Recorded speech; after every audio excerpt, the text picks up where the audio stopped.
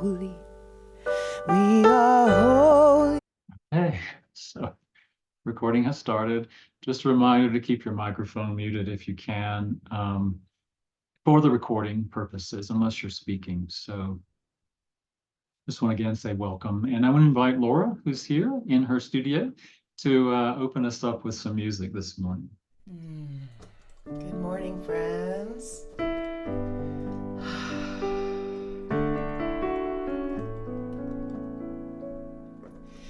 We are the ones we've been waiting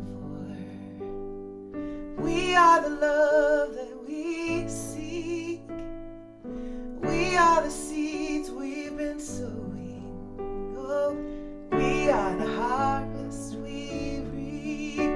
Oh, we are the ones we've been waiting for. We are the love that we seek. Oh, we are the seeds we've been sowing. Oh, we are the harvest we reap. Oh, I am that I am. Oh, I am that I am. Oh, we are the ones we've been waiting for. We are the love that we seek. Oh, we are the seeds we've been sowing. Oh, we are the harvest we reap. Oh, we are the ones we've been waiting for. We are the love that we seek. Oh, we are the seeds we've been sowing.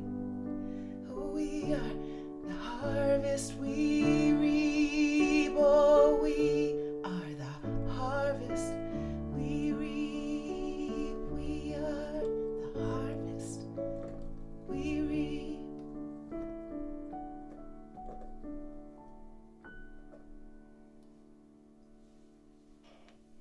Thank you, Laura. Since we're not doing our normal greeting of each other this morning in our normal, usual, customary way, I do want to invite one or two people, if there's anyone who would like to share with the group, share with us some celebration, something that happened with you recently, or that you might want to just share so that we can get to know you a little bit better and celebrate with you. So if you would like to, just raise your hand and I'll try to be sure I see you, and would love to have someone share that. Anybody? I'm not seeing a lot of faces, but yeah, is that Jenny? You have to unmute yourself, Jenny. I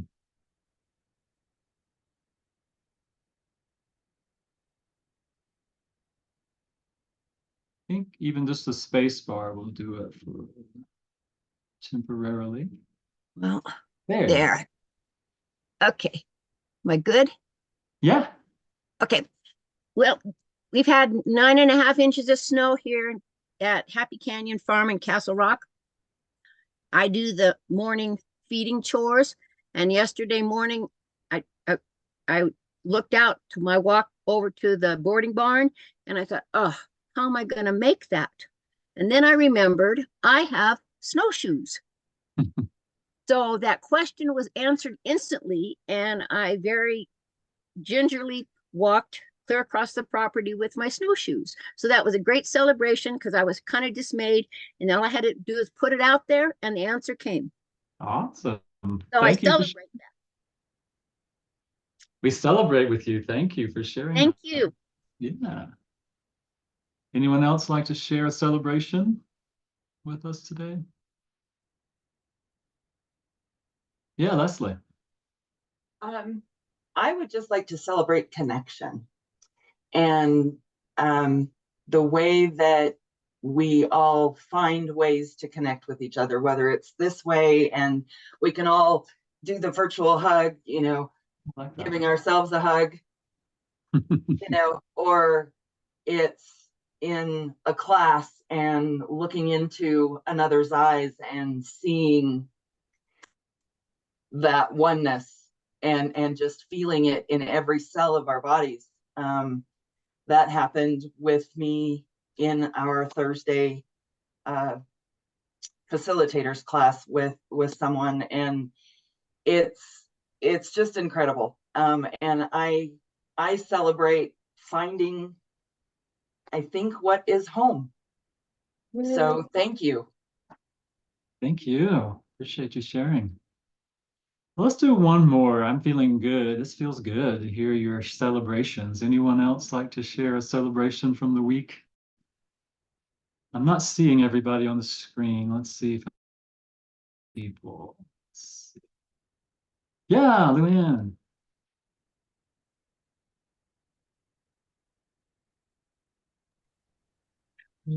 Well, a big celebration is that Hans was in the hospital and was something that quite serious that came on suddenly.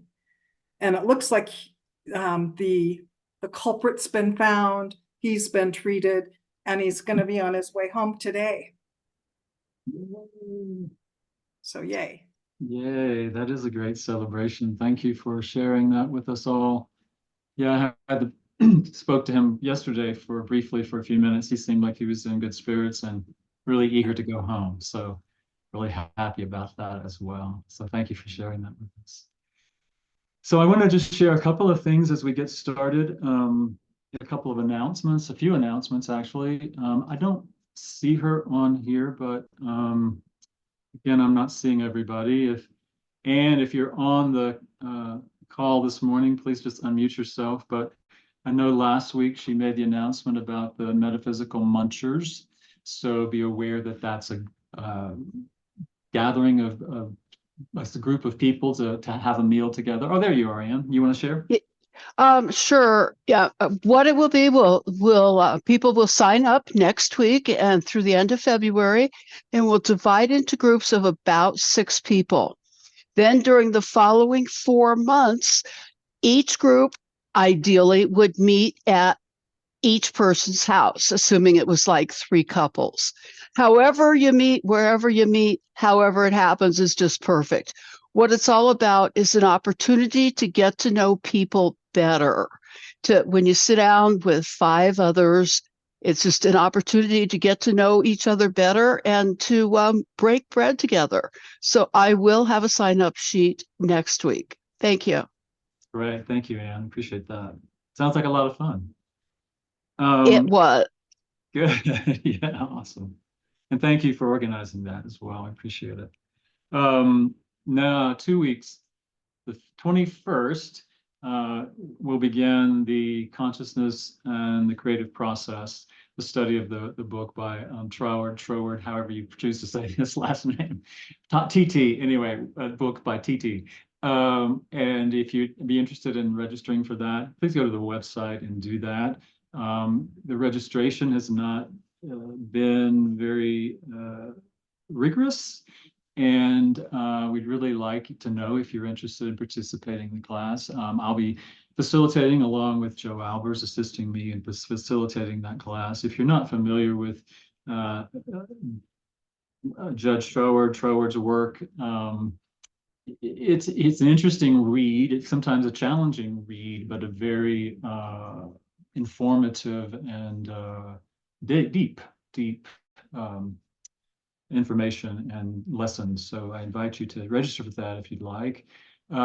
Next Sunday is our men's and women's group ministries that meet. So again, last month we postponed it a week because of the weather.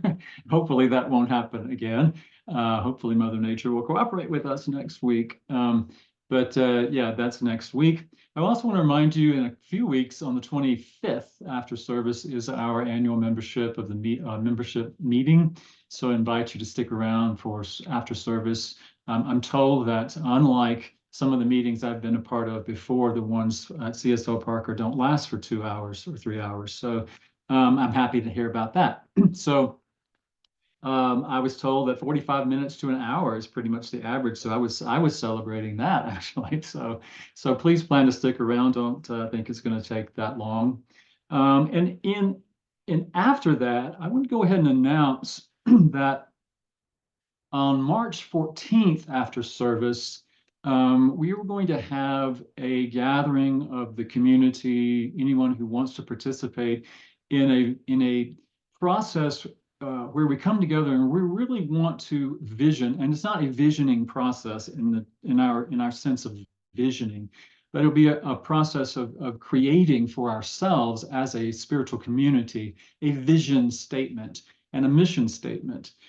Who we are, who we want to be, why are we here, and what are we here to do and be in the world and in this community and for each other.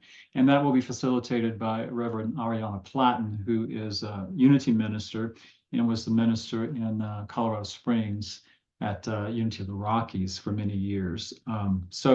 If you don't know Reverend Ariana, and even if you're not going to be a part of the process, please come on that Sunday, because she'll also be our guest speaker, and she's an amazing energy consciousness, and I know you will enjoy experiencing her if you haven't in the past. So please, on the 17th, did I say that already? March 17th, after service. Again, it won't be a lengthy process.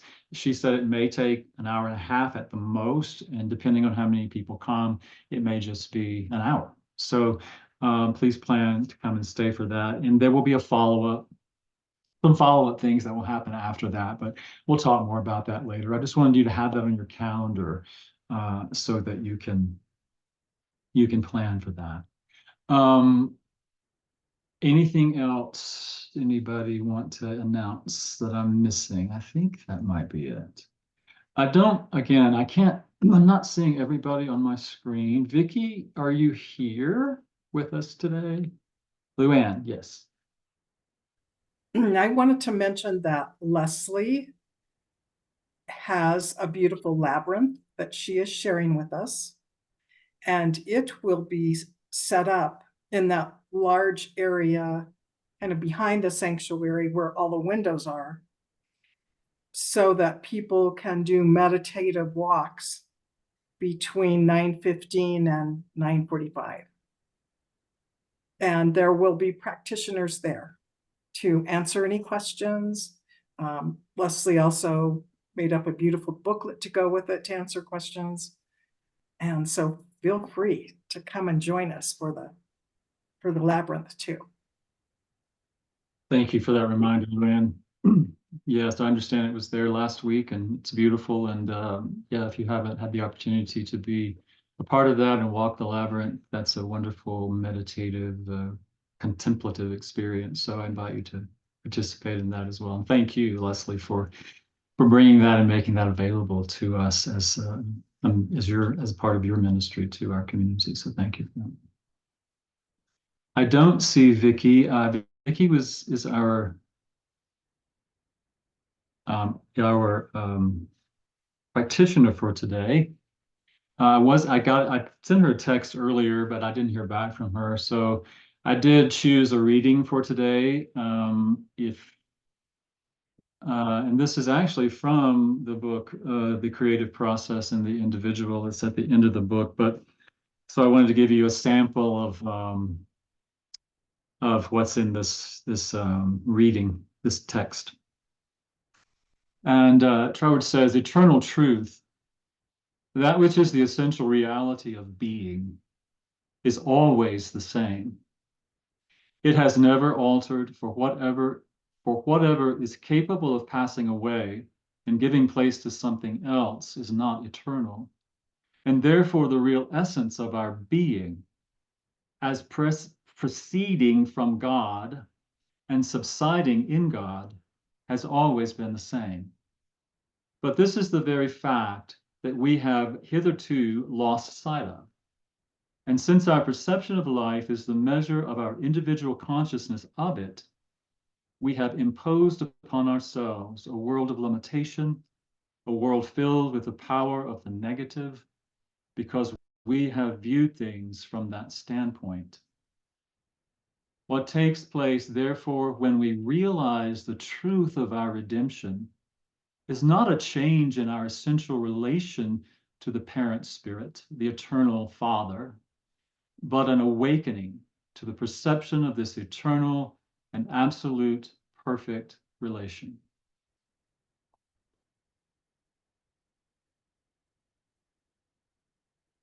So I invite Laura now song or to share a song with us as we prepare for a time of meditation.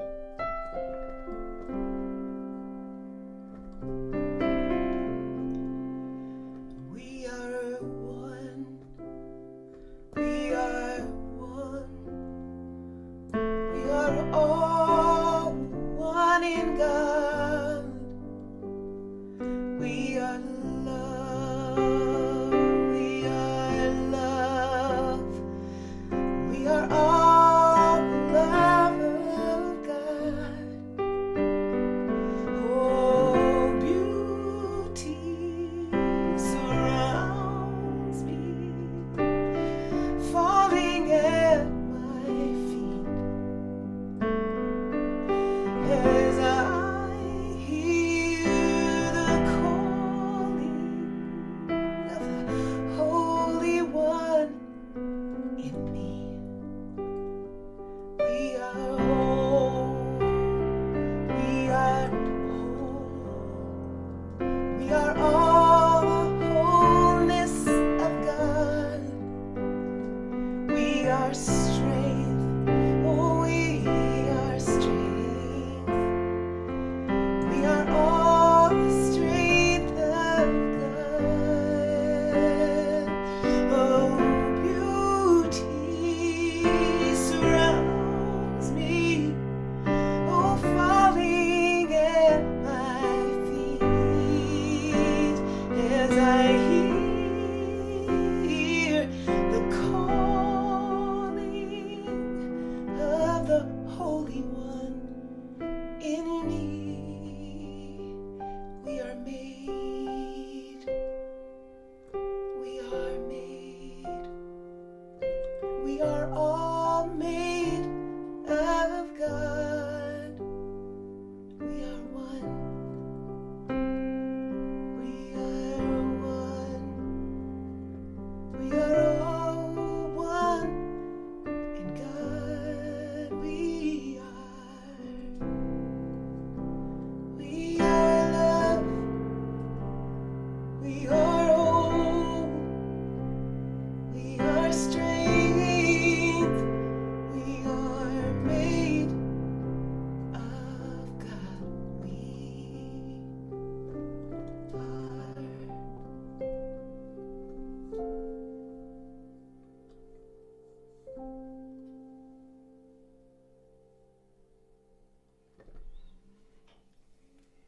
And so as we stop and we take this opportunity to settle into our hearts, settle into our bodies, become fully present and aware of this now moment, we open ourselves up in body and mind and spirit to the realization, the recognition of that one life that is living itself in its fullness in us here and now present. Remembering that we truly are one. We are one in God. We are the life. We are the love. We are the power. We are the presence. We are the arms and the eyes and the ears and the hands and the feet of God right here, right now. And we breathe into that awareness, filling ourselves up with that assurance, that knowing. And it is in that knowing that we do experience what we might call our redemption, as Joel says. We experience our enlightenment, our salvation. Whatever it is that we associate with that knowing, the realization that you and I are created as the very image likeness of that creative life force energy. that is constantly expressing itself, constantly evolving itself in us and through us and as us. And we are here to continue the evolution of that consciousness of light and love and truth and peace and joy. All of the energy, all of the vibrations that we are endowed with as expressions of that divine life. And so in this moment, we claim it, that we are one in God, as God, expressing in this time and space experience. We claim that we are that. And in this moment, we recommit ourselves to the beingness of that knowing. So we open ourselves up in this service together, this gathering that we have here, this appreciation of how we can come together in this way, knowing there is no time, there is no space and spirit, that it is always here and now. And we celebrate it. We open ourselves up to what is alive in us, what is moving in us, and the voice of spirit that is speaking to us right here, right now. Knowing that we receive individually exactly what we need, what we are asking, and what our spirits are longing for. And we celebrate it. We know that it is so. We claim it to be, and say with me, and so it is.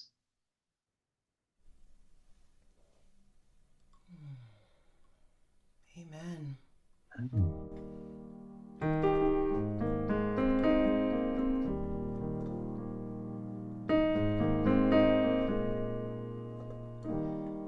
Living life in a tiny square, broken pieces seem to lead nowhere.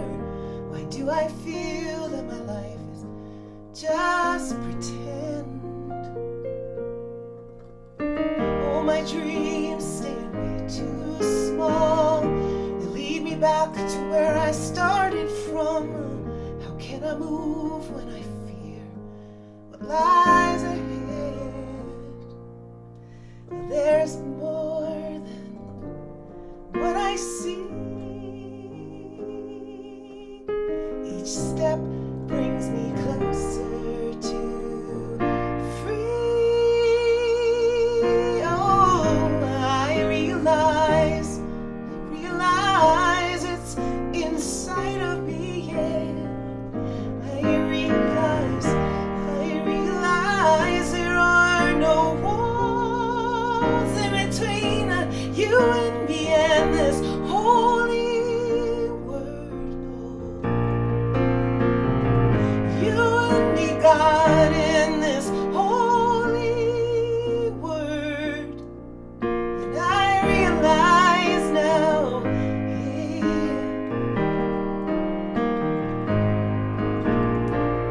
And with each new day I see my life getting bigger with less denying. It's my choice now to leave or just give in.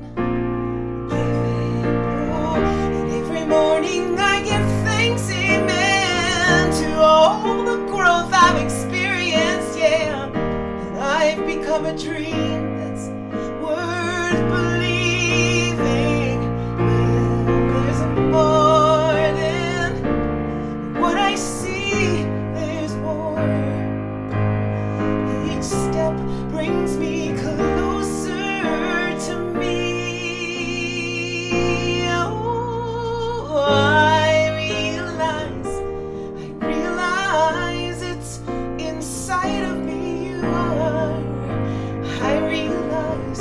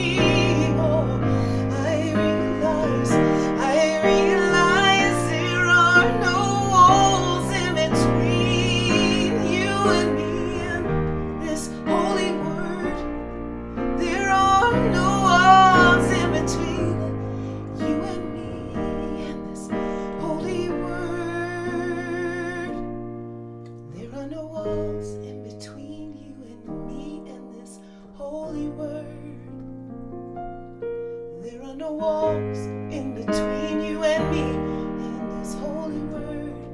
Sing if you feel it. There are no walls in between you and me and this holy word. There are no walls.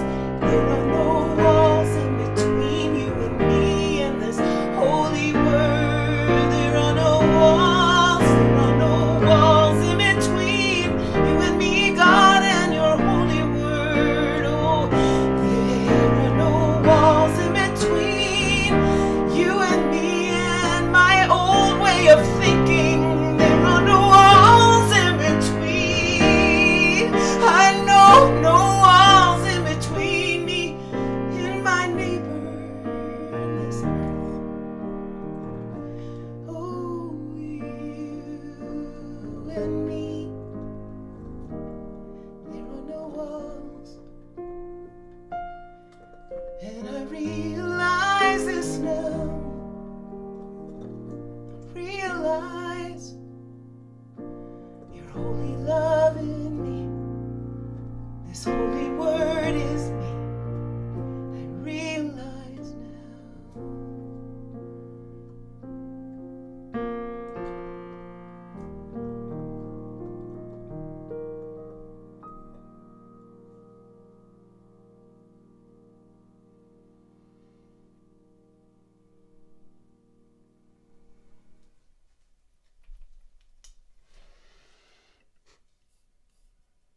Ah, thank you, Laura. I love that song. Thank you. So I'm going to share with you something that's kind of funny for me. It's funny how the universe shows up sometimes to support us in things that we have a desire to do. So I have always thought, what would it be like to do a Sunday service from my meditation cushion? So, and I thought, how could I do that? Well, today I'm doing that. So it's kind of fun to recognize I'm just here, in this place that I find such great connection with spirit and spend time. And so it's great to be able to be here with you from that space.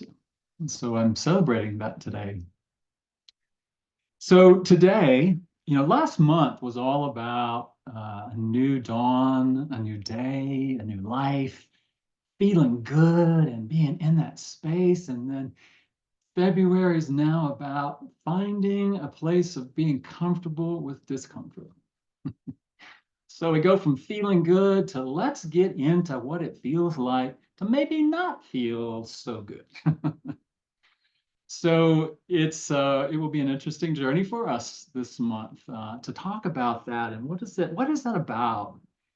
As I was contemplating it this week, I was drawn back to a book that I know many of you are familiar with. It's Michael A. Singer's book, The Untethered Soul. I know some of you studied that book and others have read it as well. But I was drawn back to that book when he talks a great deal about discomfort and pain and how what the sources of those pains are and the discomfort that we experience and how we can move through that.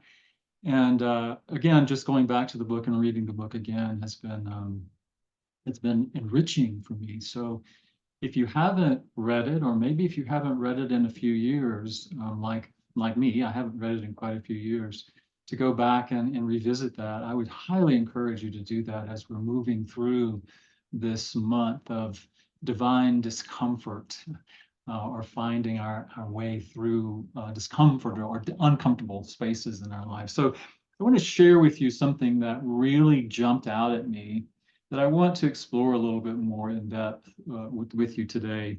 And this is at the beginning of chapter 11 in the book. And the title of the chapter is Pain, the Price of Freedom. And what he says is one of the essential requirements for true spiritual growth and deep personal transformation is coming to peace with pain. expansion or evolution can take place without change, and periods of change are not always comfortable. Change involves challenging what is familiar to us and dating and daring to question our traditional needs for safety, comfort, and control. This is often perceived as a painful experience. Becoming familiar with this pain is part of your growth. Even though you may not actually like the feelings of inner disturbance, you must be able to sit quietly inside and face them if you want to see where they come from.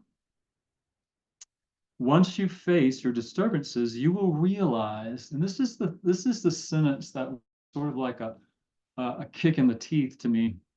Once you face the disturbances, you will realize that there is a layer of pain seated deep in the core of your heart. This pain is so uncomfortable, so challenging, and so destructive to the individual self that your entire life is spent avoiding it. Your entire personality is built upon ways of being, thinking, acting, and believing that were developed to avoid this pain. This deep pain at the center of your heart. And so as I meditated on that, contemplated on that, it really struck me that that deep pain at the center of our hearts, I think, is something that maybe we all share. And that deep pain, I believe, at the very center, that core pain, comes from the belief or the idea that we're separate from God, separate from Source.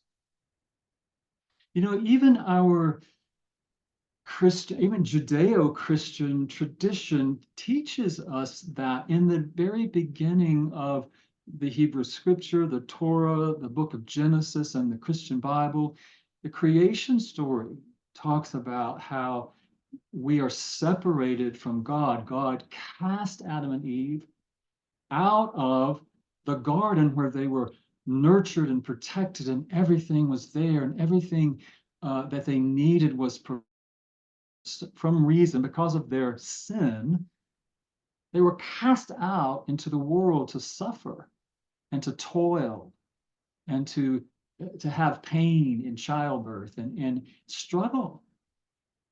And so I think there's something, even though you and I really don't subscribe to that idea any longer, I do believe that it still lives in the collective consciousness.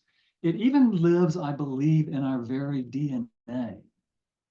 That somehow we're separate from God and separate from that which is the very source of us, separate from each other, separate from that which really nurtures and sustains us, and we have to struggle. You know, I was also thinking about that pain that we probably weren't conscious of, but I think about that when we're born into this human experience, you know, and we're separated from the womb in a similar way. It seems very similar to me that we're born into the cold world, so to speak. You know, we're separated from that. And it's kind of like the first thing we do is cry, right? It's like, what the hell? You know, I was safe, I was nurtured, I was warm in this womb, right? And it's like, well, now I'm just out here in the cold, you know? So I think there's something about that lives in us that is a core pain. And we're not really supported necessarily in connecting with that all the time. I mean, I think a lot of times what happens in our lives, and I can testify for this in my own life, and my own life has been easy in many ways compared to others, you know, but the idea that the world, culture, reinforces that for us. It doesn't always help us remember who we are. Even our religions very often reinforce the idea that we're separate, when religion is really intended to be about helping us have the experience of that. I mean, that's the primary pure intention, I think, of religion or spirituality. But a lot of times it does the opposite. You know, some of us may have grown up in families where where that was reinforced, that we weren't good enough. There's something wrong with us.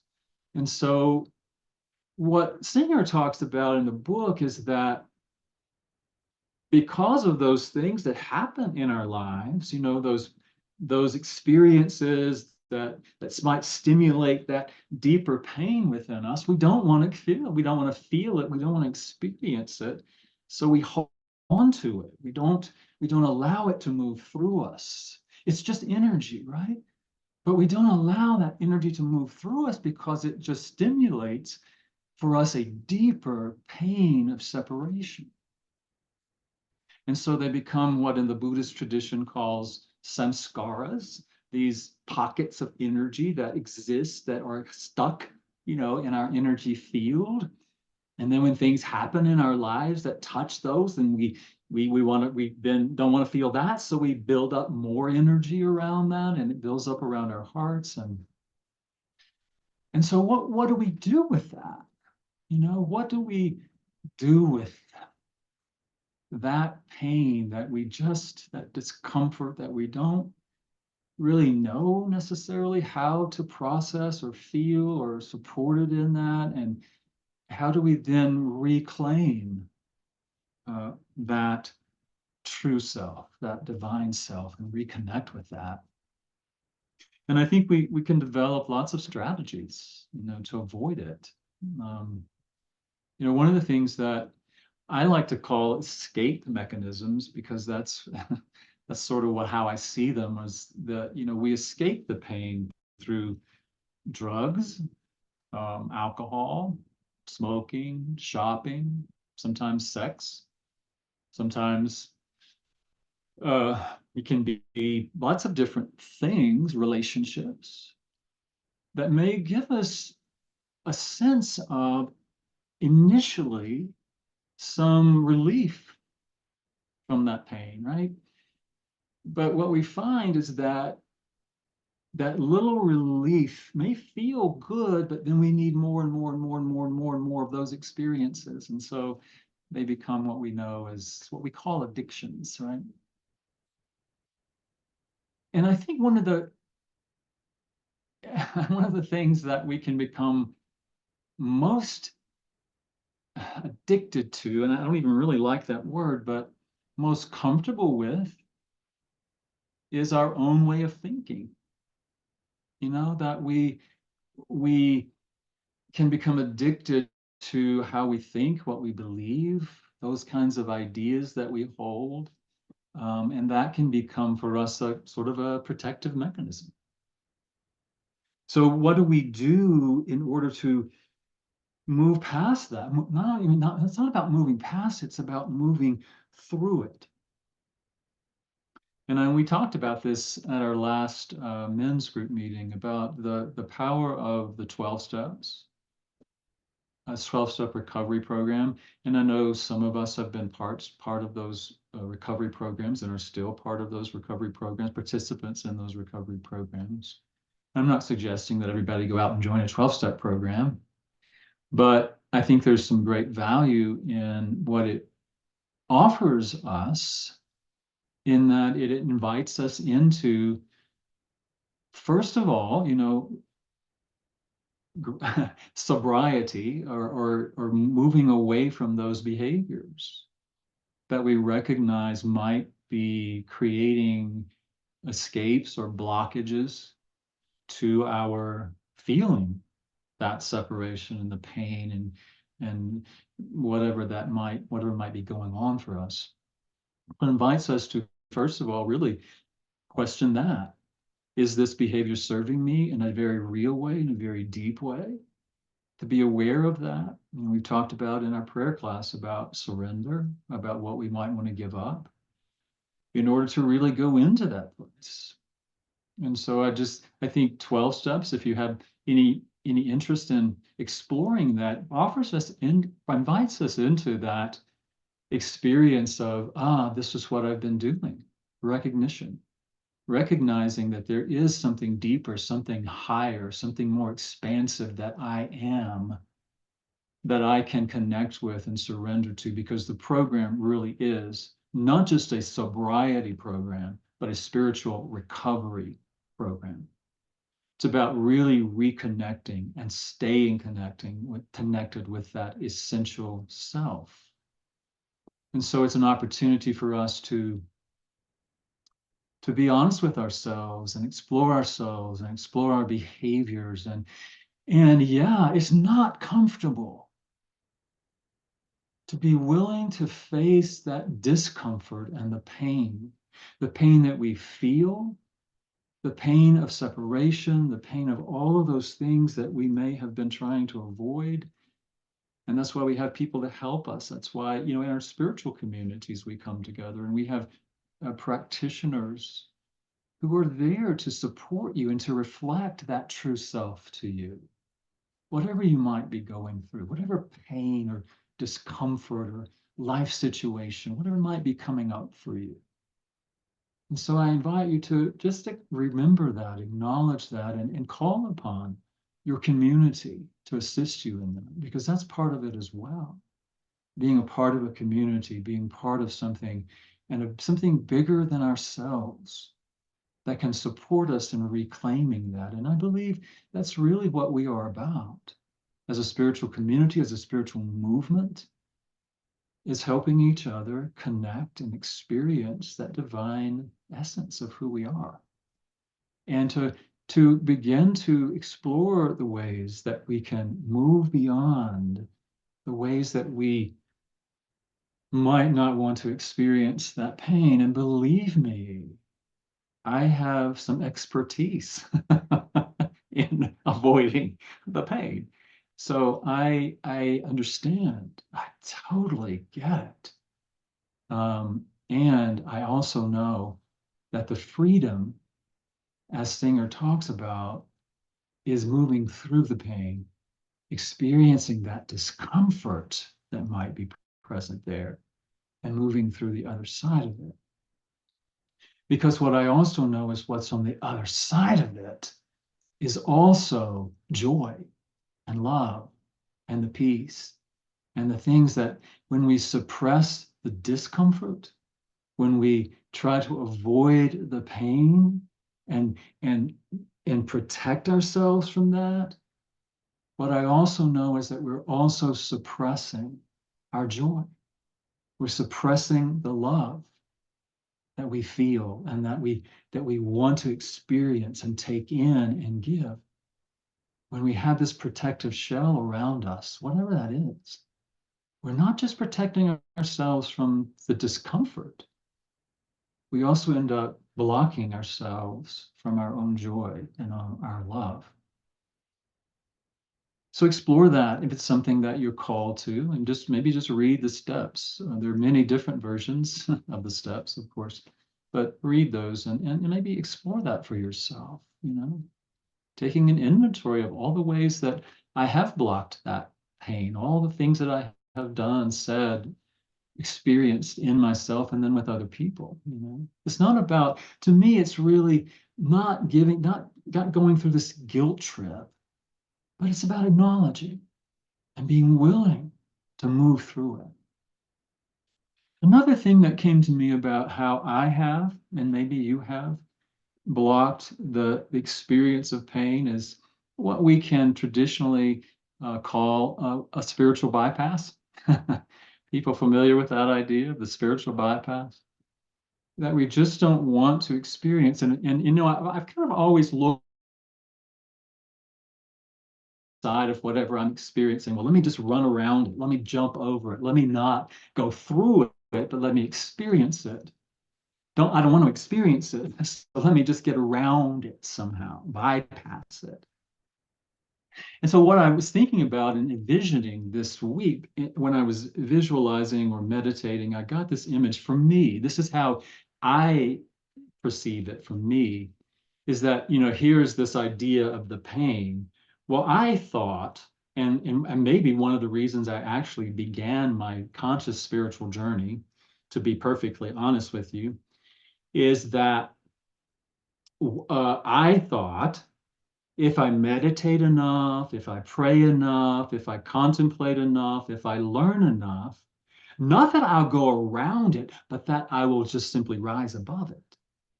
That in some way, if I get to be spiritual enough, good enough, connected enough, God enough, that somehow that would keep me or prevent me or help me to escape all this other stuff that's going on down here. So it becomes less of moving around it for me and more about trying to get above it, trying to rise above it. And please do not think I'm saying that there's not value in prayer and meditation and contemplation. I think it really is important to be in a higher state of consciousness, of connection, of deep connection with that self, the true self, so that we can really experience the depth of that pain that is in our energy field. Because if we're trying to do it in a place where we're just in the guck of it, in the midst of it, but we know, like in the 12 steps, there's a higher power, there's a higher knowing, there's a higher experience. God, source, universe, whatever it is, there's something. And maybe it really is just that very essence of who we are, connecting with that. And so we connect with that essence of who we are through prayer and meditation, then we can bring that in and through the pain and allow that to reveal that and help us move through that pain, whatever that is. I think sometimes, and it's really just coming to me in the moment, in this very moment, I think I have always thought about, coming from the outside, that the healing really occurs through looking at what's on the periphery, on the circumference of whatever it is I'm trying to avoid. But in this moment, what's coming to me is that it's not about that.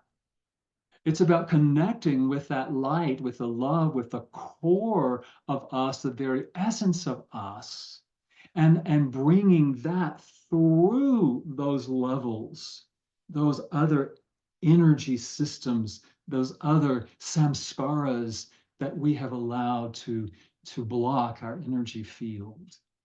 So prayer and meditation is important, but not in a way to escape or somehow avoid, but to really go into that awareness, to realize and to admit and to recognize that it's happening. There's a great, you may be familiar with Tara Brach, who's a mindfulness teacher, author. She has this meditation and she uses the acronym RAIN, R-A-I-N, for this meditation. And if you're not familiar with Tara Brach and the RAIN meditation, I encourage you to go on YouTube or wherever you find those things and listen to that, because she offers us a way to move from that place of wanting to avoid the discomfort and to truly come into it, be in it, in the moment that it's being stimulated, in the moment that somebody says or does something that stimulates for you, whatever samskara, whatever pain might be stimulated in that really does, I believe, trigger that deeper pain. To recognize, just recognize what's happening. Be aware, bring your awareness to it. This is stimulating something in me. And rather than reacting, recognize what's happening. this is happening. Not try to avoid it, not try to escape it, but just to be present with it, to recognize it. And the A is to allow it. Just allow it to be there. Allow whatever's coming up. Allow it to be present without resisting it, accepting in the moment what is happening, what is moving, and allow it to have its own life in us in the moment. Because as Singer talks about in the book, it's about allowing that, opening ourselves up to the experience so that it moves through us. It doesn't get stuck in us. Even though it may stimulate a very deep pain, we're no longer building the walls around that pain. We're allowing that to just flow through us. So recognize, allow, and then gently investigate. What is coming up for me? What is being stimulated for me? Where have I experienced this before? What's really going on? What's at the depth of this feeling? What am I needing? What am I wanting? What am I desiring that's not really being achieved through whatever just happened? And truly be with ourselves in that. So recognize it, allow it, accept it, and gently investigate it. Again, not about going on a guilt trip or blaming anyone, but just, isn't this interesting? Be curious about it. And then the end, lastly, is to nurture yourself through that. What can you do as you experience that pain, as you allow it to move through you, as you investigate it? Then nurture yourself, whatever that looks like for you. Maybe it's a walk in the woods. Maybe it's a bubble bath. Maybe it's eating good food, whatever works for you, but allow yourself to be nurtured. Because it really is in that experience that we are open. And when we open to that, then we can truly, again, feel the pain, allow that to move through us. And in that way, we're open. We're open to experience it, and we're open to express a greater depth of love and compassion for ourselves and for other people. So it's important for us to be with the pain, be with the discomfort, whatever comes up for us. And lastly, I want to talk just briefly because, again, I think it's a way that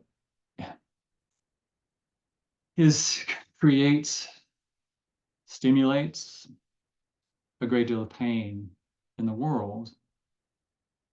And that is that how do I want to say it? We can, because we believe we have this, either whether it's conscious or not, this feeling of being separated, being isolated, that it's so important from a survival standpoint to belong to something bigger, to belong to a tribe, so to speak. And so we coalesce in tribes. And I'm using the word tribes intentionally because I think the tribal mentality can be very, I want to say, can stimulate a lot of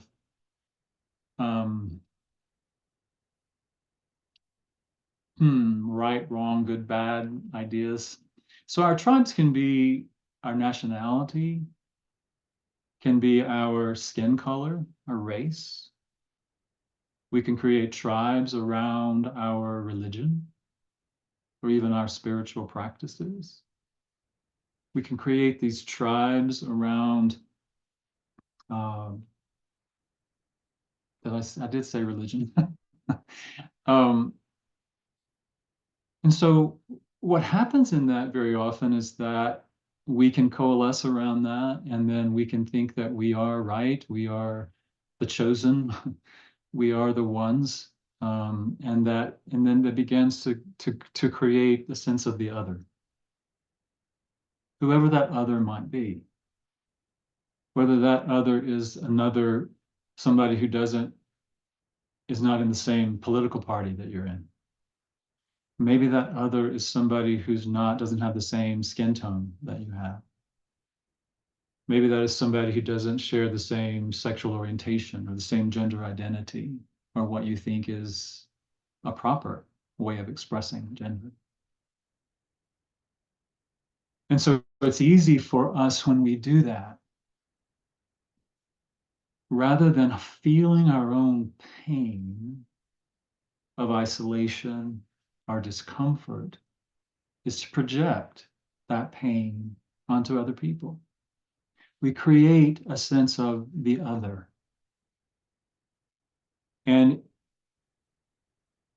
then we began to project that onto the other, to make the other wrong, to make the other the enemy, rather than allowing ourselves to feel the pain.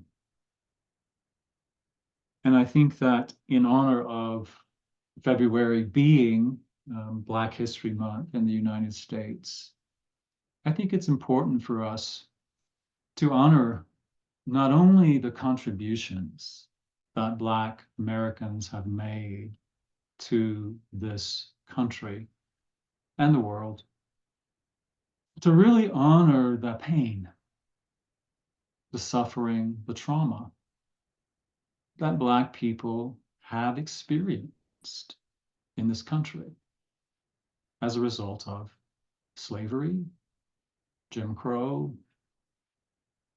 all of the ways that they have been made to be the other. And I'm not discounting the progress that we have made. I honor that. I celebrate that. And I also know that there is so much more healing that must be done. And it really is our healing work. Wherever we are in that, wherever we are in our understanding of that, in our acceptance of that, wherever we are in that awareness, to recognize, to reconnect to our spiritual nature, and to know that yes, we are all one. We are one in God. We are one in that source. Even though we look different, we believe differently, we have different political views, we have different ways of being in the world. But at the very essence of us, we are one. And whatever that brings up for us, for me, honestly, I really want to be very open and honest with you. Phrases and words like racism and white supremacy. How does it feel when you hear white supremacy or white privilege or whatever triggers for you, whatever comes up for you? If it triggers something in you, that's good. That's powerful. That is so powerful if we're willing to be with it, to feel whatever we're feeling, to be in the presence of that so that we do our own healing work, whatever pain may be associated with that. And whatever, if you have any guilt, if you have any anger, if you have any fear, what I know about that is until we are willing to go into it, whatever that is, face it, feel it, experience it, we will never get to the place where we are totally connected in that love that is very present, that is the very essence of us, that wants to express, wants to connect, wants to heal, wants to attract, wants to harmonize all humanity as one. But it's my work. It's your work. I don't know. I don't even hardly know where I am until I'm willing to stop and listen and connect with whatever pain might be there. And I do know too that it's not only Black Americans, Black people, people of color. I know there are other groups, certainly. I mean, we look at the anti-Semitism that is going on in the world and even in our own country. Where does that come from? I believe it is all stimulated by that deep core pain that we all share. And if we can get back, recognize, admit that core pain of separation and isolation that we all experience, that we have all acted from, that we have all tried to protect ourselves from, that we have all tribalized around in some way, until we can get back to that and recognize it and feel it and heal it and allow that love to be our focus, we're going to continue to kill each other. And that makes me so sad to see the pain that we inflict on each other because we're not able and willing to heal our own pain.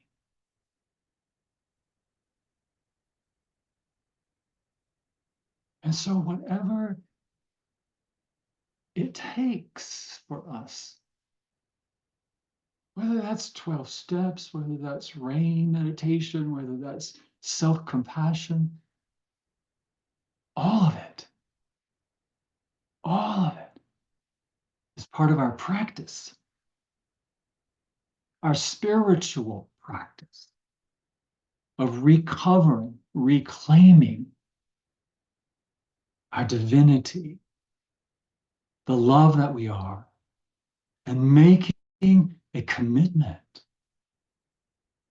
to experiencing whatever might trigger that sense of separation, to process it, to allow it to flow through so that we can come home, come back to that place of our spirit, of our knowing,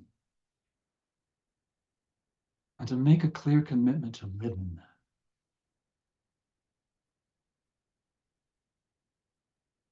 So take a moment, take a breath. I know I've said a lot of words today. I invite you just to breathe wherever you are. Whatever that may have stimulated for you, just be with it in this moment. Be present in whatever is moving in your mind and your body.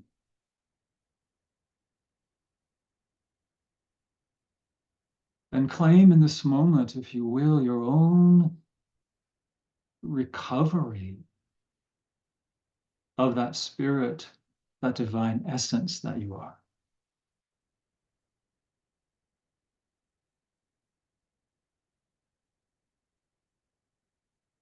And know that every moment, that recognition, that realization is just a breath away, just a thought away.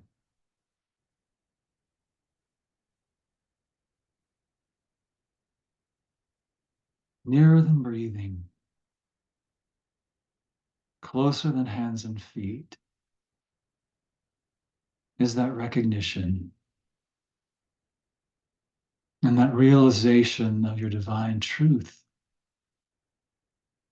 and the divine essence that lives in each and every being. And that is where we heal. That is where we remember our truth. And that is where in every moment we make a renewed commitment to the beingness of that truth. So breathe with me. Feel into it, breathe into it, allow it, move into it, move through it, whatever is moving in you. Nurture yourself. Comfort yourself.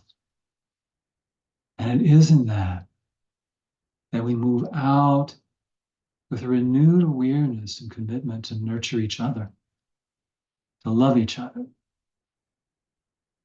and to know our unity. So breathe in, breathe it down through the bottom of your feet, grounding it now, claiming it, embodying it, and let us join together as we affirm it by saying, and so it is.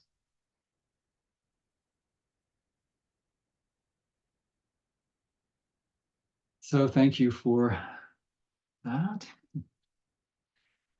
We won't actually be doing a offering this morning, but I do invite you to allow this time when Laura will be singing to move through whatever's moving in you. If you would like to go to our website and make a donation, it's cslparker.org, or if you have the Breeze app, however you do that normally. And we appreciate all of the ways that you contribute financially and in so many other ways.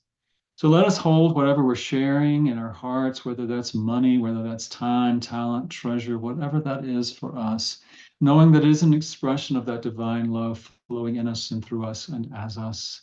And as we open ourselves up, we allow it to flow freely. As it flows out from us, it flows back to us, and we are blessed and we are grateful. And together let us say, and so it is.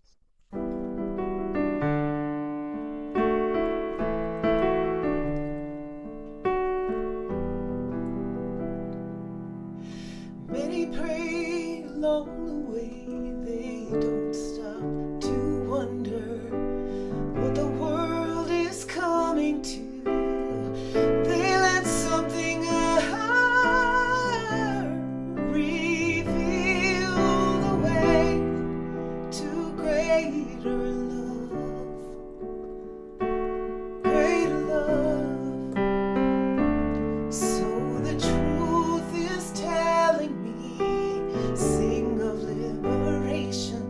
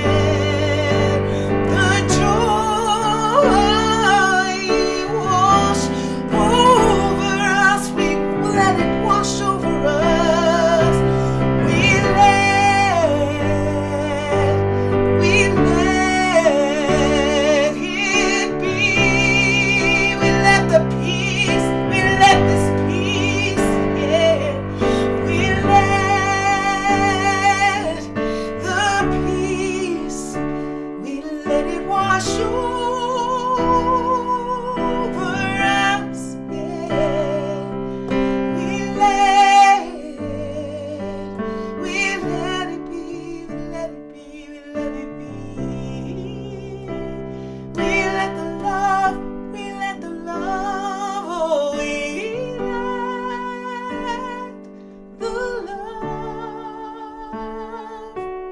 wash over us. We let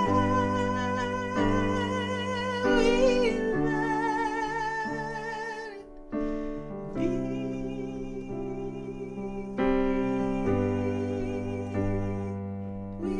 let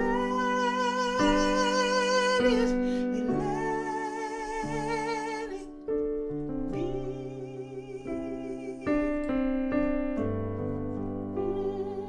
We let love wash over us, and we let it be.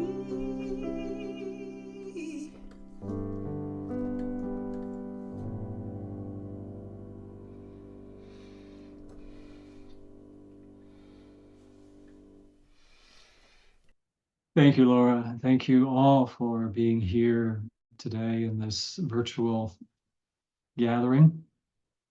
Hopefully we will be back in person next week. So I invite you just to explore whatever it is within you, whatever's moving in you, to be aware of how we might be resisting our own discomfort, our own pain, and how we can connect with the depth of our spiritual nature, and to allow that to move us, to move through us, and allow that really to be the source of our healing, because it is love that is the power that heals and harmonizes. So thank you again for being here. I do want to say that, since we are virtual, if anyone, I'm going to stop the recording, but if anyone would like to hang out for a bit and chat and talk about anything that's been talked about today or whatever's on your mind, let's just take a few minutes to do that. And if those of you who need to leave and want to go do other things, it's a beautiful sunny day out there, so I understand that too. So, but just want to offer that, and I'll be sticking around for just a little bit to see if there's anything you want to talk about. So blessings to you all. Have a beautiful week.